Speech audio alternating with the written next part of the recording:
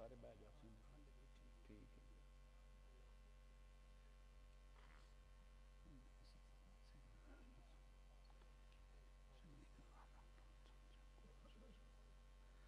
الحمد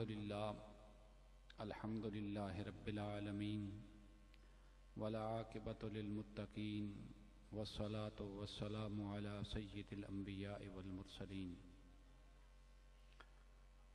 قائد الغر المحجلین سیدنا و مولانا محمد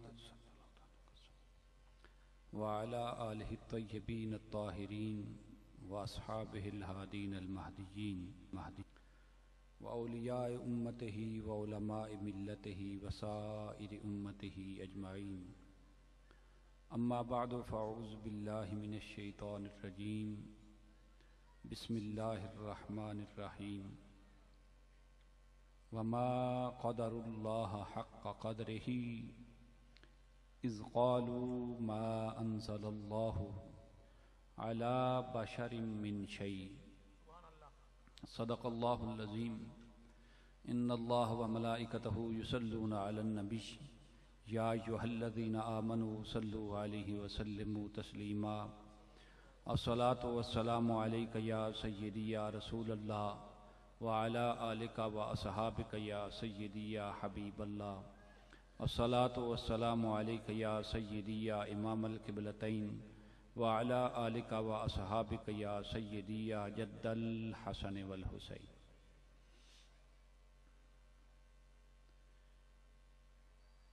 میرے نہایت ہی مشفق و مہربان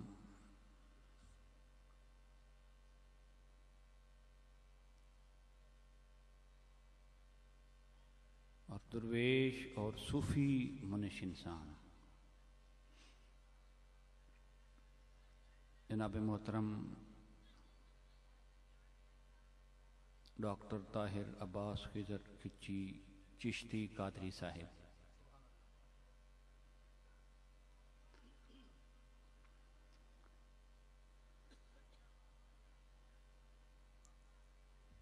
اور دیگر سامعین مکرم،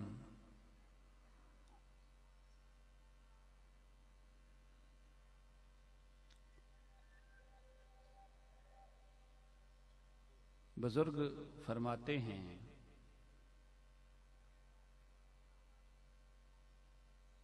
کسی بزرگ سے کسی نے پوچھا، اور میں نے اپنے شیخ طریقت سے سنا کہ عشق مجازی اور عشق حقیقی میں فرق کیا ہے، تو انہوں نے فرمایا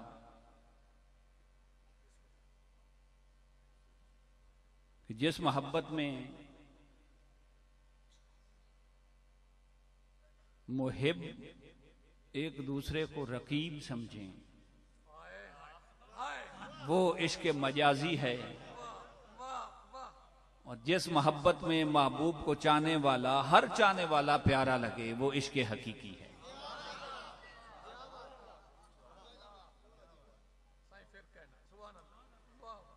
کہ جس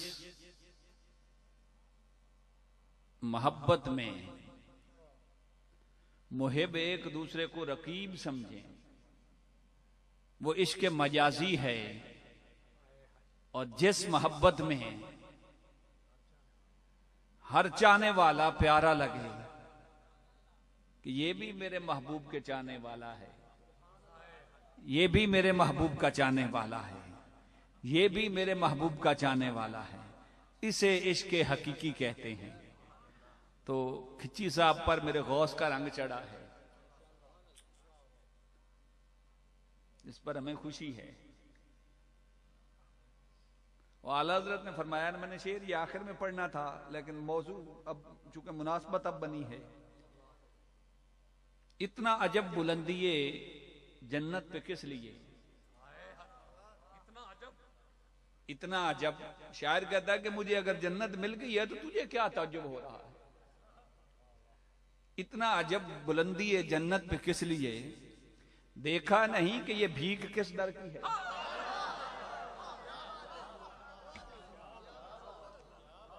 کہ تجھے کس بات پہ تعجب ہوا ہے مجھے جنت ملی ہے، تجھے نہیں پتا کہ یہ کس در کی بھیک ہے۔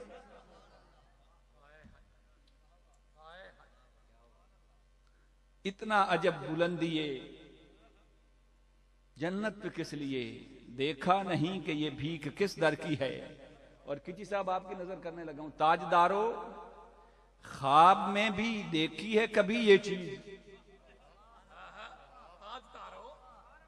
تاجدارو خواب میں بھی دیکھی ہے کبھی یہ چیز؟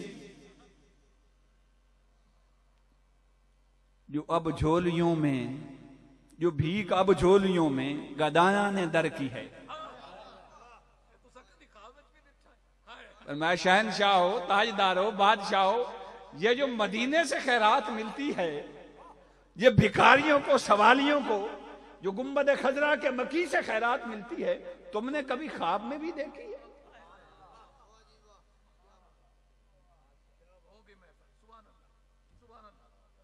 اتنا عجب بلندی ہے جنت پہ کس لیے؟ دیکھا نہیں کہ یہ بھیک کس در کی ہے؟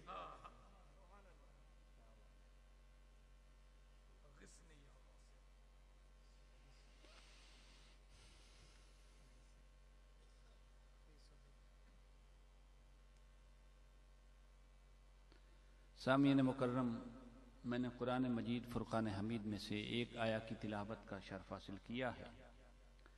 میں وقت کو مد نظر رکھتے ہوئے میں اس محفل کا میزبان ہوں، اور یہ سارے میرے عزیز ہیں، اللہ پاک انہیں آقا علیہ الصلوۃ والسلام کے عشق و محبت کی خیرات عطا فرمائے۔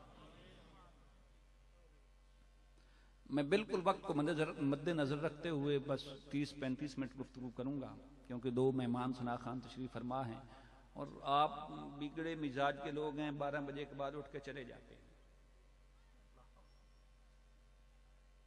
سن لیں، اب بات میرے منہ پہ آ گئی ہے۔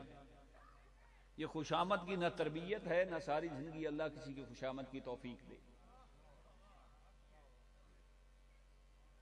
سلطان باؤ نے فرمایا ہے نا، ایک جاگ نہ جانے، ایک جاگ دے آئی ستے ہو، ایک ستیاں ونج واصل ہوئے، ایک جاگ دے آئی مٹھے ہو، کی ہویا جے گھو جاگے، ہائے ہائے کی ہویا یہ گھو جاگے، لائندہ سا پٹھے ہو، میں قربان تنا تھی باہو، انہا خوب پریم دے جتے ہو۔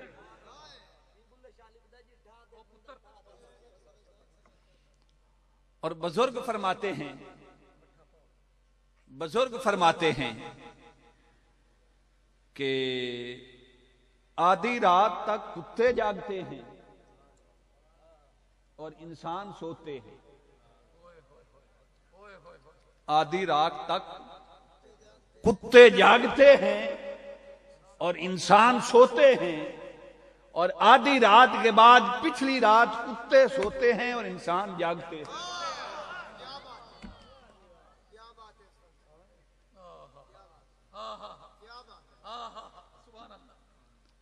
تو کچھ جاگنا سیکھیں۔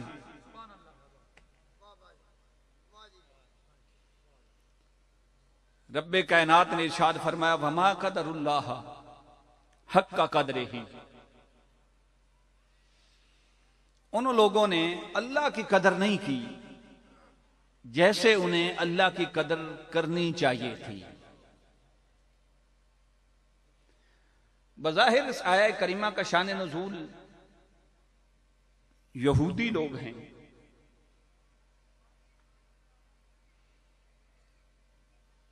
رب کائنات نے انہیں ارشاد فرمایا کہ انہوں نے اللہ کی قدر نہیں کی جیسے اس کی قدر کرنی۔ بھائی کیوں فرمایا کہ اللہ کی قدر کرنی چاہیے تھی، نہیں قدر کی؟ وہ کون سی بات ہے؟ یوں اگر قرآن کے مطالعے کا شوق ہے آپ کو تو سورہ بقرہ سے شروع کریں، سورہ بقرہ پڑھیں، سورہ آل عمران پڑھیں، سورہ نساء پڑھیں، سورہ مائدہ پڑھیں۔ یہ چاروں مکی صورتیں ہیں، اور ان میں یہود کی خرابیاں بیان کی گئی ہیں کہ انہوں نے کیا کیا، مگر ان چاروں صورتوں میں وہ خرابی رب کائنات نے بیان نہیں کی جس پر رب کائنات نے فرمایا کہ انہوں نے اللہ کی قدر نہیں کی۔ وہ خرابی یہاں بیان کی، مولا انہوں نے تو طرح طرح کے کرتوت کیے، طرح طرح کی غلطیاں کی، قرآن کی 4 طویل صورتیں بھری پڑی ہیں یہود کی خرابیوں سے، ان کے کردار سے، مگر وہاں تو نے اس خرابی کا ذکر نہیں کیا۔ بسم اللہ حضور، اس طرح سے نہیں۔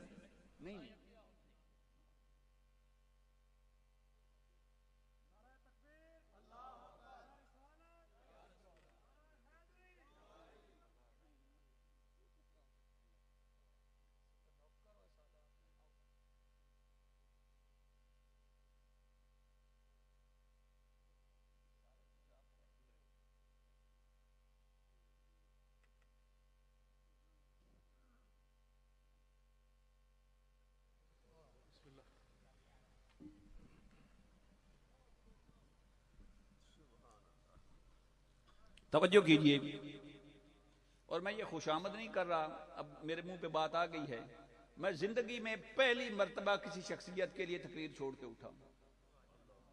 آج تک کسی نے مجھے دیکھا ہو کہ تقریر میں چھوڑ کے اٹھا ہوں؟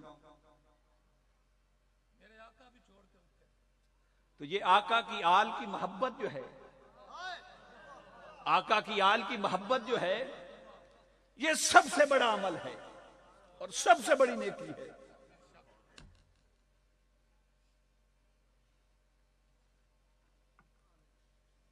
میں عرض کر رہا تھا کہ 4 صورتوں میں رب کائنات نے یہودیوں کی خرابیاں بیان کی ہیں، مگر کسی خرابی پر رب کائنات نے یہ نہیں فرمایا کہ انہوں نے اللہ کی قدر نہیں کی جس طرح قدر کرنی چاہیے تھی۔ اس مقام پر فرمایا کہ ان یہود نے اللہ کی اتنی قدر نہیں کی جتنی کرنی چاہیے تھی۔ مولا وہ کون سا گناہ ان سے ہوا کہ انہوں نے اللہ کی قدر نہیں کی؟ ویسے یار مجھ سے سارے سمجھدار لوگ اور پرانے لوگ بیٹھے ہوئے ہیں، کسی دانش مند اور سمجھدار شخص کے لیے یہ جملہ جو ہے یہ موت کے برابر ہوتا ہے کہ تو نے قدر نہیں کی۔ اس جملے میں بڑی نزاکت ہے۔ اگر کوئی سمجھنے والا ہو اور اسے کہا جائے کہ تو نے قدر نہیں کی، اس سے بڑا سخت جملہ کوئی نہیں۔ رب نے فرمایا کہ ان لوگوں نے اللہ کی قدر نہیں کی جیسے قدر کرنی چاہیے تھی۔ مولا کیا انہوں نے کیا؟ اذ قالوا ما انزل اللہ علی بشر من شیء، انہوں نے یہ کہہ دیا کہ اللہ نے کسی بشر پر وحی نازل نہیں کی۔ انہوں نے آقا علیہ الصلوۃ والسلام پر اعتراض کیا، رب کائنات نے فرمایا کہ تم نے میری قدر نہیں کی۔ تاریخ یہود اٹھائیں، بلکہ تقابل ادیان پڑھیں، کمپیریٹو سٹڈی کریں۔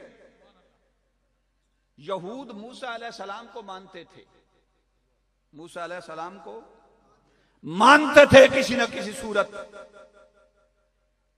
ان پر اترنے والی کتاب کی بھی قدر کرتے تھے اور اللہ کو بھی مانتے تھے۔ بلکہ جو بات میری نظروں سے گزری ہے کہ یہود سوائے عیسیٰ علیہ السلام کے ہر نبی پر ایمان رکھتے تھے، اور اب دور میں جدت آ گئی ہے، اب ان لوگوں نے کمپرومائز کر لیا ہے عقیدے پر بھی۔ ہم ایک نبی کی امت ہو کر کمپرومائز نہیں کر سکے۔ یہاں مسالک کلمہ گو مسالک کمپرومائز نہیں کر سکے اسلام کے نام پر، اور انہوں نے اب جدید دور میں اٹھائیے جدید کتب اور پڑھیے، انہوں نے اب کمپرومائز کر لیا ہے کہ کوئی موسیٰ علیہ السلام پر اعتراض نہ کرے، اس لیے ہم عیسیٰ علیہ السلام کو بھی مانتے ہیں۔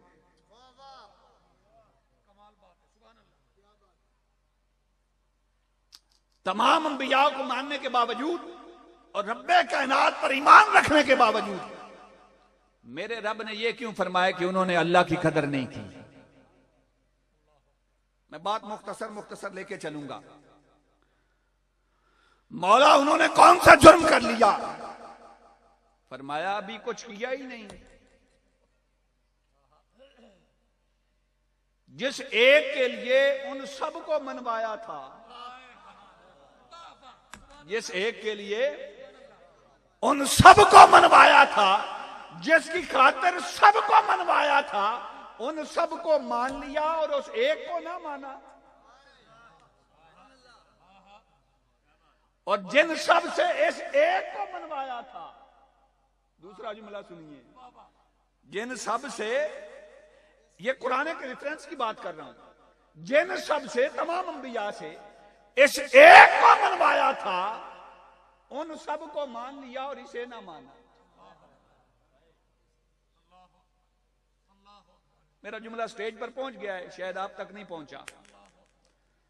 اب قرآن اس پر گواہ ہے. فرمایا وَإِذْ أَخَذَ اللَّهُ مِيثَاقَ النَّبِيِّينَ لَمَا آتَيْتُكُم مِّن كِتَابٍ وَحِكْمَةٍ ثُمَّ جَاءَكُمْ رَسُولٌ مُصَدِّقٌ لِّمَا مَعَكُمْ لَتُؤْمِنُنَّ بِهِ وَلَتَنصُرُنَّهُ. فرمایا عالم میثاق کی بات ہے، عالم ارواح کی بات ہے. فرمایا نبیو تمہیں سب کچھ دوں گا، تمہیں سب کچھ دوں گا، پر کچھ وعدہ لے کے. سب کچھ دوں گا، کوئی شرط رکھ کے، کوئی وعدہ لے کے سب کچھ دوں گا. فرمایا لما آتیتکم من کتاب و حکمت، تمہیں نبوت بھی عطا کر دوں، کتاب بھی عطا کر دوں، حکمت بھی عطا کر دوں. مولا پھر کیا ہوگا؟ فرمایا یہ خبر ہے، حکم نہیں. یہ خبر ہے، حکم نہیں. مولا حکم کیا ہے؟ فرمایا اس سے بڑی ایک خبر سن لو پھر حکم دوں گا. مولا اس سے بڑی کیا خبر ہے کہ ہمیں نبوت مل گئی، کتاب مل گئی، حکمت مل گئی. ہمارے لیے تو یہ سب سے بڑی خبر ہے، اور سب سے بڑی خوشخبری نہیں. فرمایا اس سے بڑی خبر سنو، ثم جاءکم رسول. ان سب سے بڑی خبر یہ ہے کہ میرا یار تم میں آئے گا، میرا محبوب تم میں آئے گا. مولا آئیں گے تو کیا ہے؟ فرمایا جب وہ آئے گا، جو بھی اس دور کو پائے گا وہ اپنی امت سمیت اس کا گن گائے گا. مبشرم برسول یاتی من بعد اسمہ احمد. میں نے ویسے نہیں جملہ پڑھ دیا، قرآن کہتا ہے مبشرم برسول، جو آئے ان کے ڈنکے بجاتا ہے، ان کی بشارتیں دیتا ہے کہ میرے بعد ایک رسول آخر الزمان آئیں گے جن کا نام زمین پر احمد، آسمان پر احمد اور زمین پہ محمد ہوگا. مولا آئیں گے تو پھر کیا؟ فرمایا لَتُؤْمِنُنَّ بِهِ. یار میری تربیت ایک خانقاہ سے ہوئی ہے، اور سچی بات ہے اب اس محرم سے تو مولویوں سے نفرت ہو گئی ہے. جو مولوی میرے حسین کا نہیں، اس کے علم کو ہم نے بھا لگانی ہے، آگ لگانی ہے.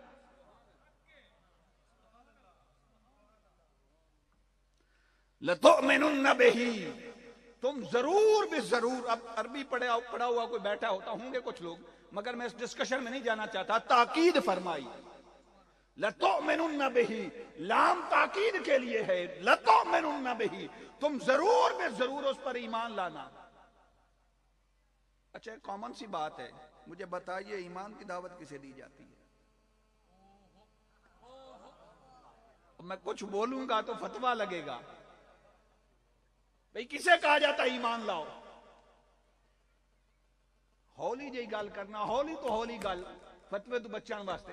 کم از کم یہ درجہ ہے کہ کہا جائے کہ ایمان لاؤ تو کم از کم اس کا یہ مفہوم ہے کہ جو کچھ پہلے تیرے پاس ہے سب چھوڑ دو.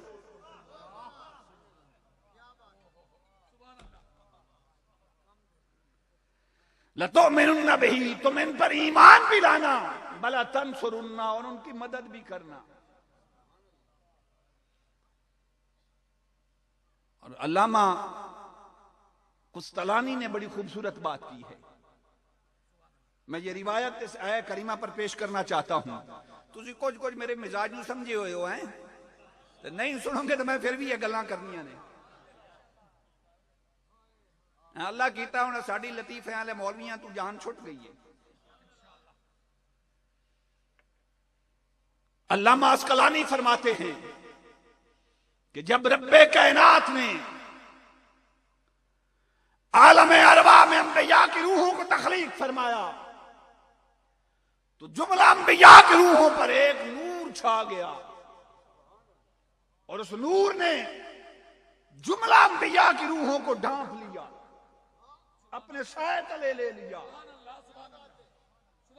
ارواح انبیاء نے سوال کیا، مولا یہ کیسا نور ہے جس نے کم و بیش 1,24,000 انبیاء کی روحوں کو اپنے نیچے ڈھانپ لیا ہے. اور پتہ ہے جب کسی چیز پر سایہ پڑ جائے تو وہ مدھم ہو جاتی ہے. سچیاں گلاں سنو. جب نور مصطفیٰ کا سایہ 1,24,000 انبیاء کی ارواح پر پڑا تو پوچھا یہ کس کا نور ہے؟ فرمایا نبیو یہ میرے محبوب کا نور ہے. اور سنو آج تمہاری روحوں کو اس نور کے سائے تلے اس لیے رکھا ہے کہ جب تک تم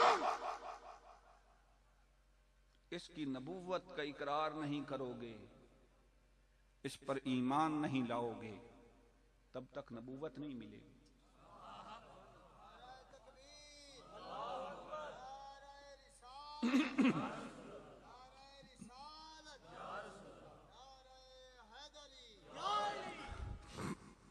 تب تک نبوت نہیں ملے گی.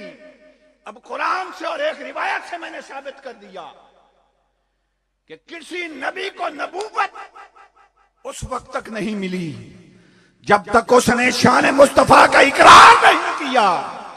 تو کسی مولوی یا کلمہ گو کو جنت کیسے مل سکتی ہے شان مصطفیٰ کا اقرار کیے بغیر؟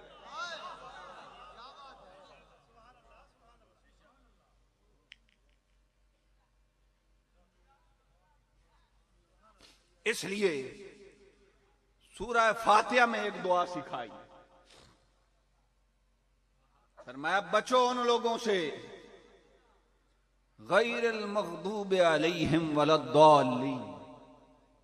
وقت کے دامن میں گنجائش نہیں. فرمایا ان لوگوں سے بچو جو اللہ کے غضب کا شکار ہوئے. میں وثوق کے ساتھ بات کرنے لگا ہوں. اس کائنات ارضی و سماوی میں سب سے پہلے اللہ کے غضب کا شکار کون ہوا؟ سب سے پہلے اللہ کے غضب کا شکار ابلیس ہوا. اور اس بات پر اللہ کے غضب کا شکار ہوا. فرمایا وَإِذْ قُلْنَا لِلْمَلَائِكَةِ اسْجُدُوا لِآدَمَ فَسَجَدُوا إِلَّا إِبْلِيسَ. فرشتوں سے فرمایا سجدہ کرو، سب نے سجدہ کر لیا، ایک اکڑا کھڑا رہا. اس نے کہا میں نے نہیں کرنا. اس میں بھی ایک لاجک تھی. جب رب کائنات نے انسان کو تخلیق کیا تو ابلیس بھی دیکھ رہا تھا اور فرشتے بھی دیکھ رہے تھے. اور ویسے جب رب کائنات نے فرما دیا کہ انی خالق بشرا من صلصال من حمأ مسنون، سمجھ آ رہی ہے نا؟ من صلصال من حمأ مسنون. جب اس نے اعلان فرما دیا کہ میں تخلیق کرنے لگا ہوں ایک ایسے مجسم کو، ایک ایسے پیکر خاکی کو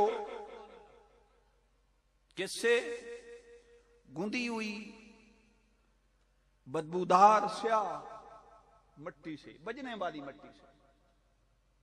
اب میں اگر ان صفات پر جاؤں تو وقت کے دامن میں گنجائش نہیں. 4 چیزیں رب کائنات نے بیان فرمائیں: گندی ہوئی بدبودار سیاہ بجنے والی مٹی.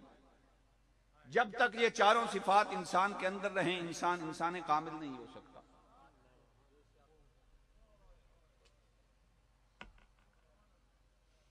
تخلیق کر دیا، فرمایا سجدہ کرو. اب یہ جو ہے یہ انسان کی تشکیل ہے، تکمیل نہیں. یہ جو اعلان فرمایا انی خالقم بشرا من صلصال من حمأ مسنون، یہ انسان کی تشکیل تھی، تکمیل نہیں تھی۔ تشکیل کا پروسیس ختم ہوا، اب تکمیل کا پروسیس شروع ہوا۔ فرمایا فَإِذَا سَوَّيْتُهُ وَنَفَخْتُ فِيهِ مِن رُوحِي فَقَعُوا لَهُ ساجدین۔ فرمایا جب اس پیکر کو میں تکمیل کے مراحل میں لے جاؤں گا،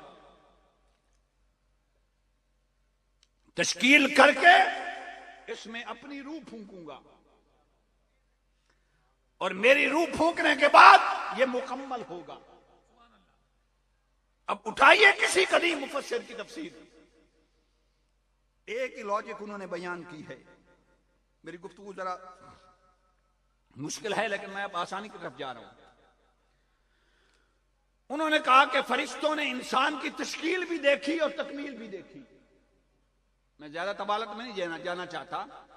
انسان کی تشکیل بھی دیکھی اور وَنَفَخْتُ فِيهِ مِن روحی کے ذریعے اس کی تکمیل بھی دیکھی، مگر ابلیس نے صرف تشکیل دیکھی، تکمیل نہیں دیکھی۔ بس یہ فرق رہا۔ فرشتوں نے تکمیل بھی دیکھی، تشکیل بھی دیکھی، تکمیل بھی دیکھی۔ ابلیس نے تشکیل تو دیکھی، تکمیل نہیں دیکھی۔ وہ بشر پر مصر رہا، وہ بشر پر مصر رہا۔ بات سنیں، عقیدے کی ہے۔ بشر پر اصرار گمراہی ہے، بشر پر اصرار گمراہی ہے۔ ہم بشر کا اقرار کرتے ہیں، اصرار نہیں کرتے۔ اقرار کرتے ہیں کہ ایک شان بشریت بھی ہے، بشریت کا منکر کافر ہے۔ ہم اقرار کرتے ہیں کہ ایک شان بشریت ہے، مگر اس پر اصرار نہیں کرتے کہ صرف بشر ہی ہے۔ بشریت کا اقرار عین عقیدہ ہے، اور بشریت پر اصرار ہی گمراہی ہے۔ اور ابلیس کو اسی بات پہ دھتکارا گیا کہ اس نے بشریت پر اصرار کیا۔ فرمایا ما منعک الا تسجد اذ امرتک، تو نے سجدہ کیوں نہیں کیا جب میں نے تجھے کہا تھا؟ کیا چیز مانا تھی سجدہ کرنے سے؟ اس نے جواب صحیح دیا اور بات اس کی ٹھیک تھی۔ ابلیس کی بات ٹھیک تھی، اب بھی جو کہیں ٹھیک ہے، اب بھی جو بشر پر اصرار کریں وہ ٹھیک ہے۔ اس کی وجہ یہ ہے کہ جس کی نظر صرف تشکیل تک ہے اس نے آگے کچھ دیکھا ہی نہیں، اس کا قصور کیا ہے؟ تو ابلیس نے ٹھیک کہا، اس نے کہا خلقتنی من نار وخلقتہ من طین، فرمایا مجھے آگ سے پیدا کیا، اسے مٹی سے پیدا کیا، میں کیسے اسے سجدہ کروں؟ فرمایا نکل جا، دفع ہو جا، فخرج انک رجیم۔ اندھے، تو نے تشکیل دیکھی، تکمیل نہیں دیکھی۔ تو نے تشکیل دیکھی، تکمیل نہیں دیکھی۔ فخرج انک رجیم۔ نہیں سمجھ آئی؟ ایک مثال دے دوں، وہ بھی قرآن سے، احسن القصص سے۔ قرآن سے سارے قصے سونے پر رب نے ایک قصے نو خصوصاً سونا آکھیا ہے۔ زلیخا یوسف علیہ السلام پر عاشق ہو گئی، اب ساری سہیلیاں ڈھڈورا پیٹنے لگی کہ اپنے ہاتھوں سے خریدے ہوئے غلام پر عاشق ہو گئی، اس کی مت ماری گئی ہے، وہ منڈی سے خریدا اور اس پہ عاشق ہو گئی۔ وہ بیچاری بڑی پریشان ہوئی، اور میں یہ جملہ اکثر کہا کرتا ہوں کہ وہ، اور میرے شیخ طریقت یہ جملہ فرمایا کرتے تھے، ادباً پہلے ان کا جملہ پھر اپنی بات عرض کروں گا۔ وہ فرمایا کرتے تھے کہ شکر ہے زلیخا کسے فقیر کول گئی ہے، کسے مولوی کول نہیں گئی۔ اگر کسی مفتی کے پاس جاتی، جیسے محرم میں فتویٰ چلا ہے، کسی مفتی کے پاس جاتی تو وہ کہتا حرام ہے تجھ پر یوسف کو دیکھنا، وہ تیرا غیر محرم ہے۔ وہ ایک بابے کے پاس گئی اور کہنے لگی، اب جملے کی لذت لیجیے، اس نے کہا نہ یوسف کے بغیر رہ سکتی ہوں، نہ سہیلیوں کے تانے سہ سکتی ہوں، نہ یوسف کے بغیر رہ سکتی ہوں، نہ سہیلیوں کے تانے سہ سکتی ہوں، کیا کروں؟ تو بابا جی نے فرمایا کہ انہوں نے یوسف کی تشکیل دیکھی ہے، تکمیل نہیں دیکھی۔ وہ ایک غلام سمجھ رہی ہیں، تو بس بات اتنی ساری ہے، جو کچھ تو نے دیکھا ہے وہ انہیں بھی دکھا دے۔ اب میں زیادہ ڈیٹیل میں نہیں جانا چاہتا۔ تو جب سہیلیوں نے پھر یوسف کی تکمیل دیکھی تو قرآن کہتا ہے قطعنا ایدیہن قلنا حاشا للہ ما ھذا بشرا۔ ہاں بات میرے ذہن میں آ گئی پھر۔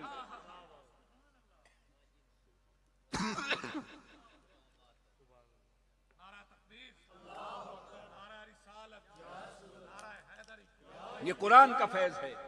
میں نے ما ھذا بشرا، بشر لفظ زبان پہ اور میری بات ذہن میں بات آ گئی کہ جب تک تشکیل دیکھی تھی غلام کہتی تھی کہ غلام پہ عاشق ہو گئی، جب تکمیل دیکھی تو کہا ما ھذا بشرا قلنا حاشا للہ، بلکہ مکمل کروں قلنا حاشا للہ، کہنے لگی اللہ کی قسم یہ بشر نہیں ہو سکتا، ایڈا سونا اور بندہ ایڈا سونا ہو ہی نہیں سکتا، ما ھذا بشرا۔ اچھا لذت والی گل پھر سن لو، تھے تو بشر، بندہ ایڈا سونا ہو ہی نہیں سکتا، کہا ما ھذا بشرا، یہ بشر نہیں ہے۔ اچھا اگلی لذت والی گل سنو۔ اچھا بشر تو تھے نا یوسف علیہ السلام، ایک بشری صفت ہے نا، بشر تھے، انہوں نے کہا ما ھذا بشرا، رب کو ان کی دیوانگی اتنی پسند آئی اس نے قرآن بنا دیا ما ھذا بشرا۔ نہیں سمجھے؟ انہوں نے دیوانگی میں کہا ما ھذا بشرا، رب کو دیوانگی اتنی پسند آئی فرمایا ما ھذا بشرا۔ چلو انہیں صحیح،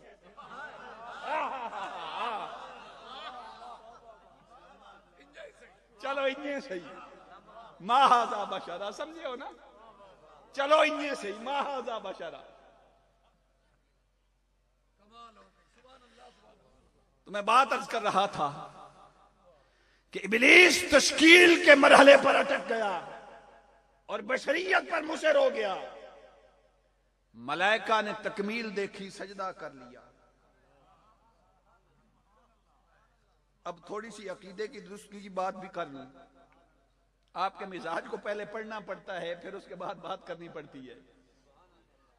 اب آپ لوگ فریش ہو گئے ہیں نا، اب عقیدے کی بات سنیں۔ اس نے کہا اچھا جی میں جا رہا ہوں۔ رب نے کہا، رب نے فرمایا فخرج فإنک رجیم، نکل جا یہاں سے، لعین ہے، رجیم ہے۔ اس نے کہا جا رہے ہاں تو ایک گل یاد رکھی،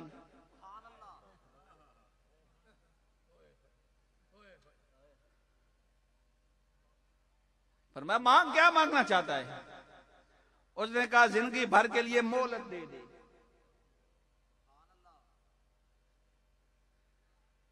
فرمایا انک من المنظرین، دے دی مہلت، ساری زندگی قیامت تک مہلت دے دی، لیکن فرمایا یاد رکھ تیری توبہ قبول نہیں ہوگی، یہ تو نے گناہ کر دیا ہے، یہ اب توبہ کے، یہ گناہ توبہ سے اب گناہ کی بخشش نہیں ہوگی، تیری ساری زندگی توبہ نہیں ہوگی۔ اس نے کہا میں کم ہی اور کرنا ہے، توبہ واسطے مہلت نہیں منگی۔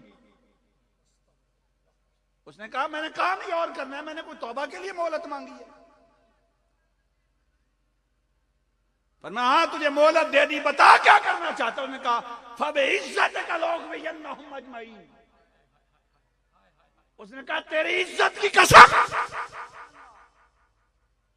میں سب کو گمراہ کروں گا،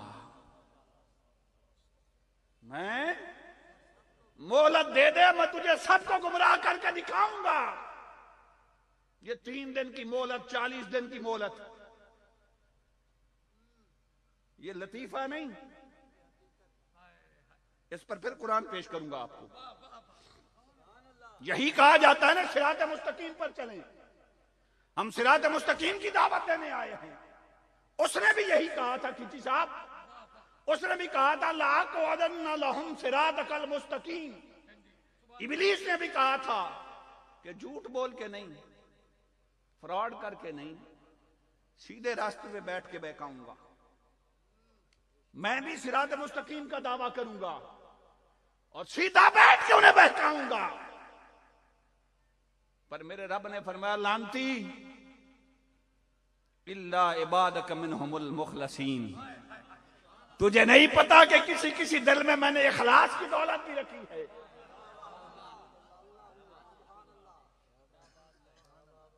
سارے تیرے حملے کے شکار نہیں ہوں گے، یہ مخلصین بھی نہیں ہے۔ ہاں ایک بات توجہ سے سن لیں، یہ تصوف کا نقطہ ہے۔ میں سنائیاں کرنے والا مجھے کوئی پتہ نہیں، اللہ کی عزت کی قسم سنی سنائی کرنے والا ہوں۔ یہ نہیں فرمایا الا عبادک منہم المخلصین، اخلاص رکھنے والے، اخلاص کرنے والے نہیں، فرمایا مخلصین۔ نہ، اخلاص وہ عطا کرے تو نصیب ہوتا ہے، اخلاص وہ عطا کرے تو نصیب ہوتا ہے۔ اس لیے فرمایا الا عبادک منہم المخلصین، فرمایا اخلاص رکھنے والے نہیں، جنہیں میں اخلاص عطا کر دوں گا وہ تیرے نرغے میں نہیں آئیں گے۔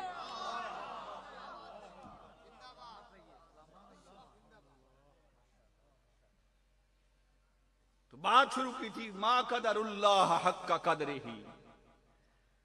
انہوں نے اللہ کی قدر نہیں کی جس طرح کرنی چاہیے تھی۔ کیوں؟ فرمایا میرے حبیب کا انکار کر دیا۔ اب تو میں قرآن سے بہت سارے ریفرنسز پیش کر چکا ہوں۔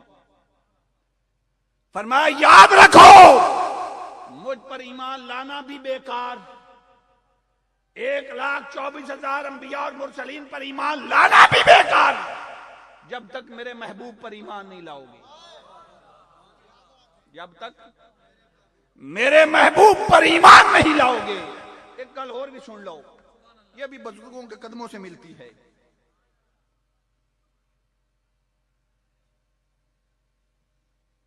خالی توحید کا نعرہ لگانے سے رسالت نہیں ملتی، توحید کا نعرہ لگانے سے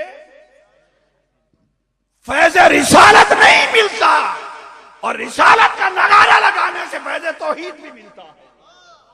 ان گل کھول کے سن لو، یہ ہمت بھی کوئی وہ دے تو ملتی ہے۔ خدا منن نال بندہ مومن نہیں ہوتا، خدا کو ماننے سے بندہ مومن نہیں ہوتا۔ مصطفیٰ کو مان لے، خدا کو ماننا اسی میں ہے۔ خدا کو ایک ماننے میں مصطفیٰ کو ماننا نہیں، اور مصطفیٰ کو ماننے میں خدا کو ایک ماننا ہے۔ اس لیے سارا وقت رسالت پر خرچ کرو۔ کہ صاحب عدالت میں کیس جاتا ہے نا، تو سارا وقت تو ایویڈنسز پہ لگتا ہے، گواہیوں پہ لگتا ہے، شہادتوں پہ لگتا ہے۔ پھر قرآن کی شہادت بھی میرے ذہن میں آ گئی ہے، بھئی کیس پیش ہوتا ہے، جواب الجواب چلتے رہتے ہیں، گواہیاں چلتی رہتی ہیں، پروسیڈنگ ہوتی رہتی ہے، کیس کی چلتی رہتی ہے، اور جب تک گواہ ختم نہ ہوں تب تک فیصلہ نہیں ہوتا۔ وہ جو دعویٰ ہے وہ تو پہلے دن دائر ہو جاتا ہے۔ یہ سارا وقت دعوے پہ خرچ نہیں ہوتا، سارا وقت دلائل پہ خرچ ہوتا ہے۔ توحید دعویٰ ہے، رسالت اس کی دلیل ہے۔ بس ساری زندگی رسالت کو ماننے پہ لگاؤ، تب دعویٰ پروو ہوگا۔ ساری زندگی دعوے پہ لگا دی، اور دلیل کی طرف نہ گئے تو بھائی دلیل کے بغیر دعویٰ پروف کیسے ہوگا؟ اس لیے جتنا زور لگ سکتا ہے دلیل کو ماننے پہ لگاؤ. اور صحابہ کی زندگی اٹھا کے دیکھیں. بس اب میں گفتگو کلوز کرنے لگا ہوں 5-10 منٹ میں. جو میں نے وعدہ کیا تھا وہ وقت گزر گیا.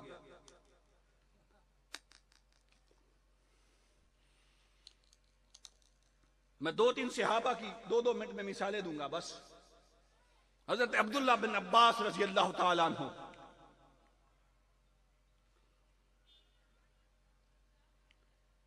فقی ہیں اس امت کے, اور آقا نے دعا فرمائی تھی اللہم فقہ فی الدین, اے اللہ عبداللہ بن عباس کو دین میں سمجھ عطا کر, فقہ عطا کر, تفقہ فی الدین عطا کر. کبھی سوچا ہے کتنی کتابوں کے بدلے میں؟ اس وقت کوئی یاد بتائیے, اس وقت کوئی فقہ تھی, کوئی اصول فقہ تھی, کوئی اصول حدیث تھی, کوئی تفسیریں لکھی گئی, نہیں کچھ بھی نہیں تھا اس وقت. بس قرآن نازل ہو رہا تھا, ابھی قرآن بھی کمپلیٹ نہیں ہوا. مگر عرفاء فرماتے ہیں کہ صحابہ نے قرآن کو صرف ایک نہیں سمجھا, صحابہ کے پاس 2 قرآن تھے. ایک سیاہ حروف والا تھا اور ایک سیاہ زلفوں والا تھا. ایک سطروں والا تھا اور ایک 2 نینوں والا تھا. ایک کو پڑھتے تھے دوسرے کو تکتے تھے. یہ خالی قرآن پڑھنے سے یہ سب کچھ نہیں ملا. ایک کے کالے حروف پڑھتے تھے, ایک کی کالی زلفوں کو دیکھتے تھے, ایک کی سطروں کی طرف دیکھتے تھے, ایک کے نین تکتے تھے, ایک کی تلاوت کرتے تھے دوسرے کو تکتے تھے.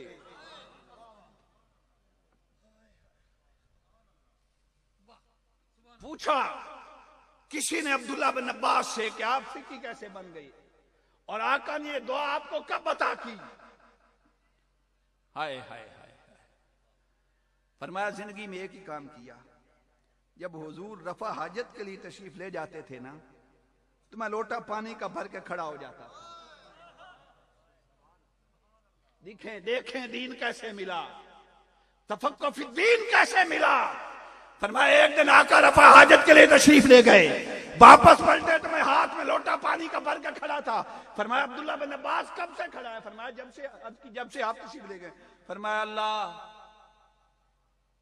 اس کو میرے دین کا سب سے بڑا فقی بنا دے.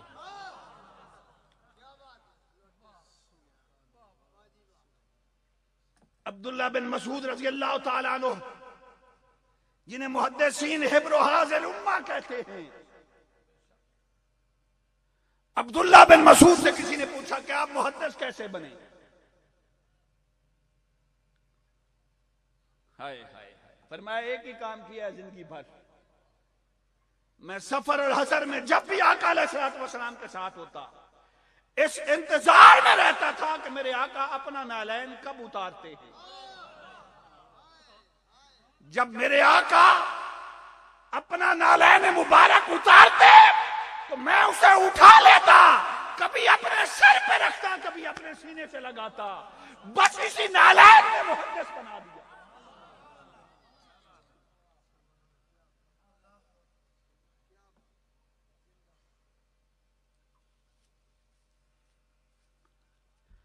حضرت عمر بن اخطب رضی اللہ تعالیٰ عنہ, ہائے ہائے ہائے, یہ بات ذہن میں رکھیں گے, یہ باتیں 1000 سال عبادت سے نہیں ملتی. کام کیا کیا حضرت عمر بن اخطب رضی اللہ تعالیٰ عنہ نے؟ یوں میرے آقا علیہ الصلوۃ والسلام کے دست مبارک میں ایک پیالہ ہے, اس میں پانی ہے. آقا علیہ الصلوۃ والسلام یوں نوش فرمانے لگے تو حضرت عمر بن اخطب نے دیکھا کہ اس پانی میں ایک بال تھا. آقا علیہ الصلوۃ والسلام کہا کہ یا رسول اللہ ٹھہریے. وہ پیالہ پکڑا, یوں انگلی ڈالی اور بال نکال لیا. اب اگلی بات بعد میں بتاؤں گا. بتائیے یہ پانی سے انگلی کے ساتھ بال نکالنا کتنا مشکل کام ہے. اس پہ کتنی محنت لگتی ہے، کتنا زور لگتا ہے کہ یوں پانی میں انگلی ڈال کے بندہ بال باہر نکال لے. بس پانی میں انگلی ڈالی، بال باہر نکالا. آقا نے فرمایا اللہم جمل ہو، فرمایا اللہ یہ جتنے تائیں جیندہ رہے انہیں تائیں سونا رہے.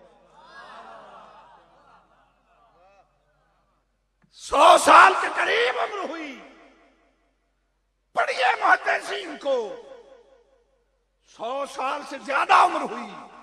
حضرت عمر بن اخطب کے چہرہ مبارک پر جھری نہیں آئی.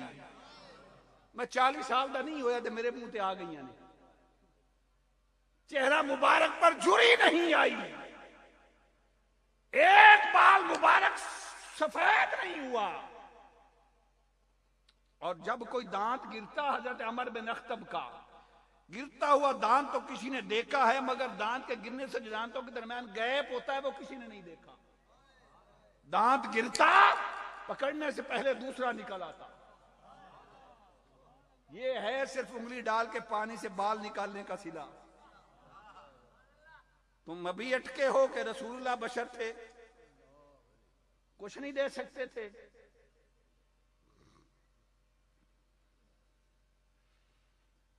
حضرت زبیر بن عوام رضی اللہ تعالیٰ عنہ، صحابہ کے نعرے لگانے والوں نے صحابہ کا کردار پڑھا ہی نہیں. حضرت زبیر بن عوام رضی اللہ تعالیٰ عنہ کام کیا کیا؟ پتہ ہے کیا کام کیا؟ آقا علیہ الصلوۃ والسلام جلوہ گر تھے، گرمی کا موسم تھا، تو میرے آقا آرام فرما گئے. یوں چشمان مبارک بند کر لی، عطا کرنے کے لیے بند کی ہوں. چشمان مبارک بند کر لی.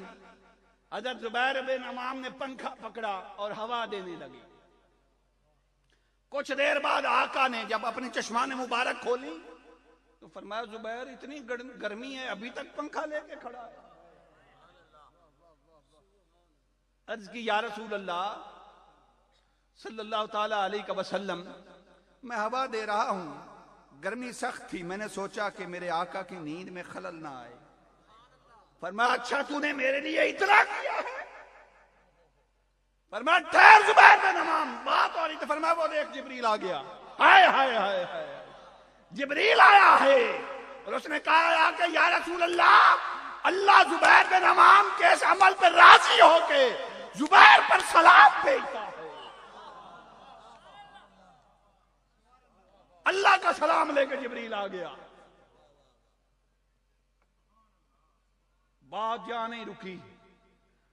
عرض کی یا رسول اللہ، وہ تو اللہ کی طرف سے سلام لے کے آیا ہوں، کچھ میں بھی خدمت کرنا چاہتا ہوں. میں یہ جو آپ کو ہوا دیتے رہے، میری یہ خدمت، یہ میری خدمت قبول کر لیں کہ قیامت کے دن میں زبیر بن عوام کا منتظر ہوں گا اس کی خدمت کے لیے، جو چاہیں گے میں ان کی خدمت کروں گا.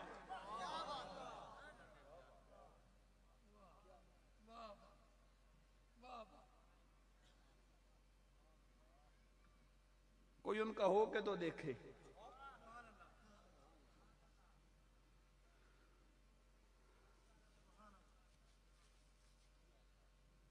حضرت ابی بن کعب رضی اللہ تعالیٰ عنہ، بس بات ختم کرنے لگا ہوں. ابی بن کعب رضی اللہ تعالیٰ عنہ دور جاہلیت میں آقا علیہ الصلوۃ والسلام کی حجب کرتے تھے. حضور علیہ الصلوۃ والسلام کی شان میں گستاخانہ شعر کہتے تھے. اسلام قبول کر لیا، کلمہ پڑھ لیا، اس کے بعد اب جب وہ بات یاد آتی، آقا نے تو معاف کر دیا تھا، مگر جب وہ بات آتی تو بے حال ہو جاتے. ایک دن ایسا ہوا کہ گھر سے نکلے مدینے کے بازار میں آ رہے تھے، بس یاد وہ وقت آیا، غشی کھائی اور زمین پر بے ہوش ہو کر گر پڑے. کسی صحابی نے میرے آقا کو جا کر بتایا کہ ابی بن کعب مدینے کی گلی میں بے ہوش پڑا ہے. میرے آقا تشریف لائے، اور یاد رکھیں ابی بن کعب میرے آقا کے سارے صحابہ میں سے سب سے زیادہ خوش الہان قاری تھے. اور اتنے خوش کاری تھے. میرے آقا فرماتے ہو بھائی آنا مجھے قرآن کی تلاوت سنا. ایک دن میرے آقا نے پوچھا, میرے آقا نے جب فرمایا تو ابی بن کعب نے عرض کی یا رسول اللہ صلی اللہ تعالی علیہ وسلم, قرآن آپ کے قلب اطہر پر اترا ہے, میں کون ہوتا ہوں آپ کو اس کی تلاوت سنانے والا, میری بھی ساتھ اور اوقات کیا. تو میرے آقا نے فرمایا ابی تجھے پتا نہیں تیرا قرآن پڑھنا رب کو کتنا پسند ہے, وہ جبریل بھیجتا ہے اور فرماتا ہے حبیب ابی سے کہنا میرے قرآن کی تلاوت کرے, میں سننا چاہتا ہوں. تو میں تو ہر دفعہ رب کے کہنے پہ تجھے قرآن کی تلاوت کا حکم دیتا ہوں. وہ ابی بن کعب محدث تھے, قاری تھے, ساری زندگی ریاضت اور عبادت کی, مگر یہ مقام نہیں ملا, بے ہوش پڑے ہیں. یوں میرے آقا تشریف لائے اور حضرت ابی بن کعب پہ سینے پہ ہاتھ رکھا. حضرت ابی بن کعب کے سینے پہ ہاتھ رکھا, آنکھ کھولی, فرمایا رب العزت کی قسم, گل ختم کرنے لگا, رب العزت کی قسم ساری زندگی قرآن کی قراتیں کرنے سے یہ مقام نہیں ملا, ساری زندگی نمازیں پڑھنے سے یہ مقام نہیں ملا, ساری زندگی عبادتوں سے اور ریاضتوں سے یہ مقام نہیں ملا. میرے آقا نے میرے سینے پہ ہاتھ رکھا, میں نے آنکھ کھولی تو رب کا عرش بے نقاب دیکھا.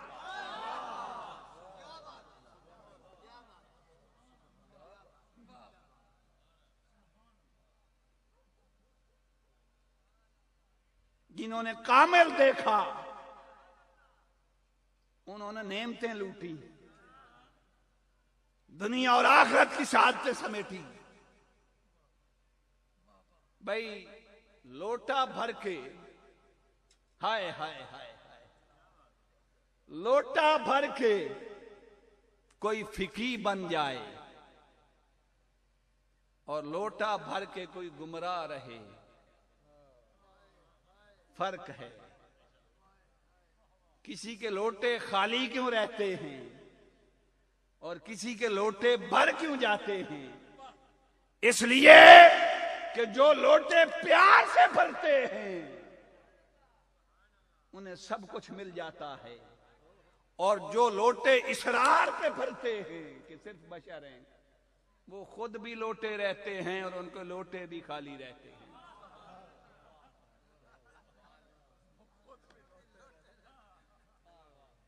ہاں تو ہی ہے نا, کتا تے ایک درد ہوندا ہے, بندہ تے پھر بندہ ہویا, کھانا کہندا گانا کہندا, اے پھر کیڑا دھندا ہویا. کھائیں کسی کا گائیں کہیں, یہ کیڑا دھندا ہویا. رب کائنات آقا علیہ الصلوۃ والسلام کی کامل محبت اور عقیدت عطا فرمائے. میں معذرت چاہتا ہوں, میرا یہ منصب نہیں تھا, میں میزبان تھا, تو اب کوئی شخص اٹھے نہیں, اس محفل کا فیضان شاہ جی آپ کو عطا کریں گے.